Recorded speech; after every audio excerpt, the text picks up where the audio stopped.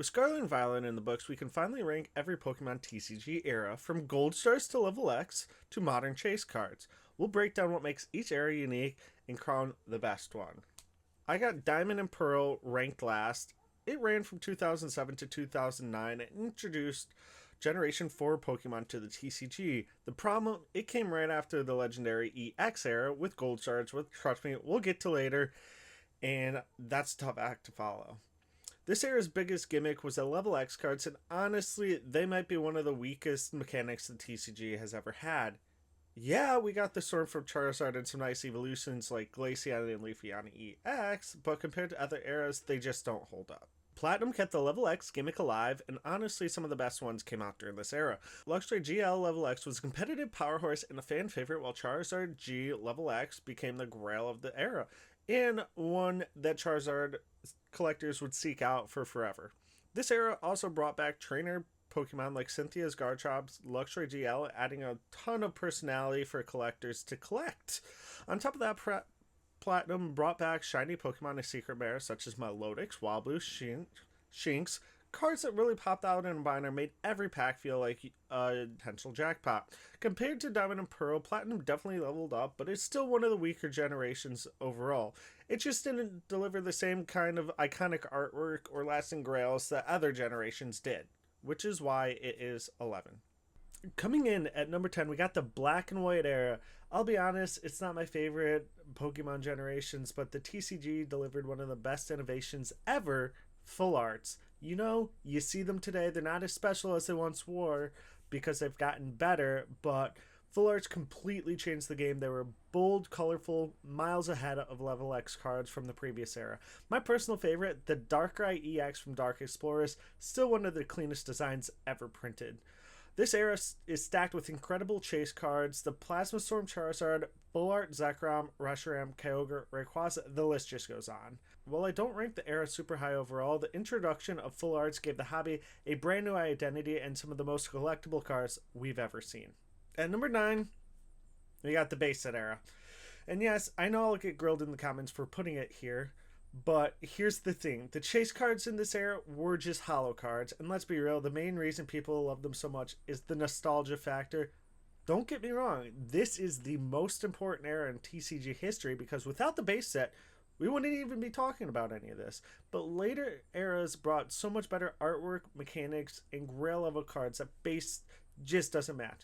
Sure, you get the base set Charizard, Blastoise, plus fan favorites like Fossil, Gengar, and Dragonite, but compared to what came later, they feel a little too simple.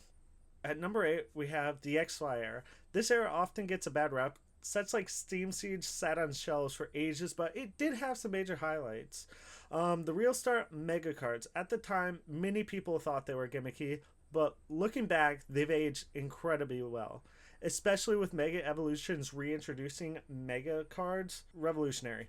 That Shiny Rayquaza EX is my personal grail, and cards like Primal Kyogre and Primal Groudon still stands up. And then there's Evolutions. People hype it now, but when it first came out, I promise you, it was everywhere and no one wanted it. It only blew up when it went out of print. That's when everyone started wanting it. So while X and Y had its misses, the Mega cards and a handful of standout chases lifted above base set in the rankings. At number 7, we've got a recent era, the Sword and Shield era. This one hit during the COVID boom when people were lining up at Target, Walmart, and Meijer just to get their hands on Pokemon cards. Those early sets now look a lot like Steam Siege. I pulled the Shining Charizard VMAX when it first came out, and today it's worth roughly $150, a huge fall off from where it once was. Where the Sword and Shield era really started to shine was later on with sets like Evolving Sky, Fusion Strike, and Crown Zenith. Those sets delivered some of the biggest chase cards ever, such as the Moonbreon Rayquaza VMAX, Gengar VMAX, and the Crown Zenith Galarian Gallery. Thanks to the boom, prices shot sky high, especially since Crown Zenith was everywhere for a couple of years before going out of print. Sword and Shield started slow, but by the end, it gave us some of the most iconic cards ever printed. At number 6, we got the Heart Gold and Soul Silver era. This is where things start to get really good. This era introduced legend cards, two cards that combined into one oversized artwork. Lugia Legend and Hoa Legends are some of the most iconic examples, and pulling one half meant chasing the other.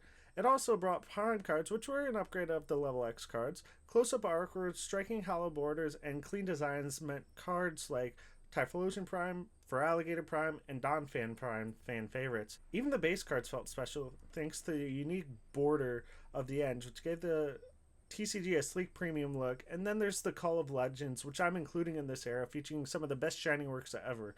Black Rayquaza, Ho-Oh, Lugia, those alone elevate this era. At number 5, we got the most recent era, the Scarlet and Violet era. This era completely changed the look of the TCG with silver borders, making illustration rares and special illustrations rare absolutely pop. The artwork is some of the best ever, with callbacks to both the original 151 Pokemon and Black and White eras. With Black and White, big cards include the Bubble Mew, which just keeps climbing in price, and Master Ball Reverse Holos.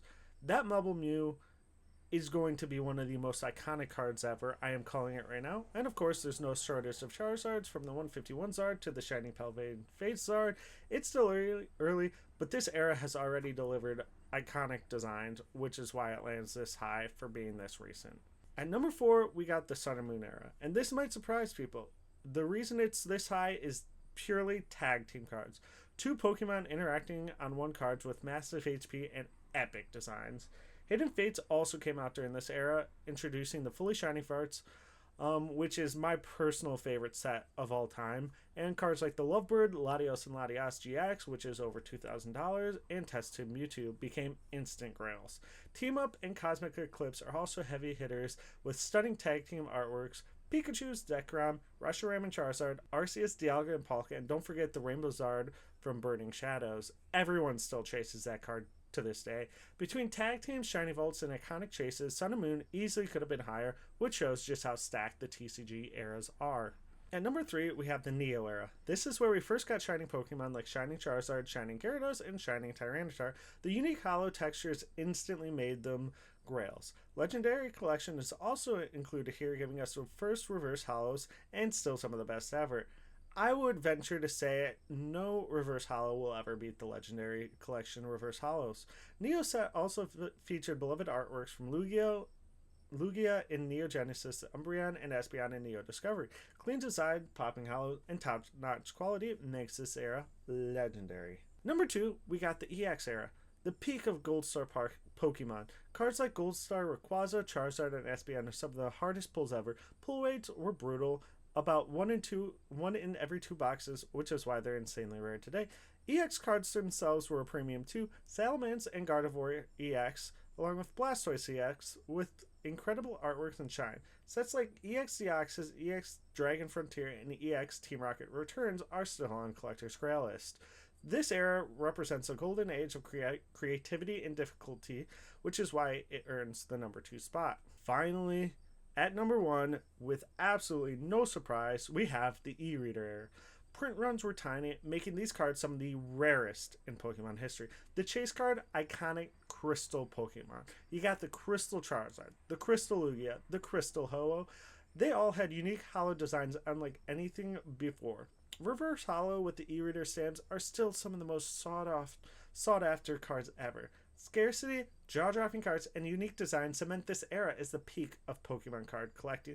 This is why e-reading era takes the crown. Let me know in the comments down below what you would change in my tier list. What's your favorite era of all time? And what are some of your favorite Pokemon of all time? Hope you guys liked this video. Like and subscribe for more content, and I will see you.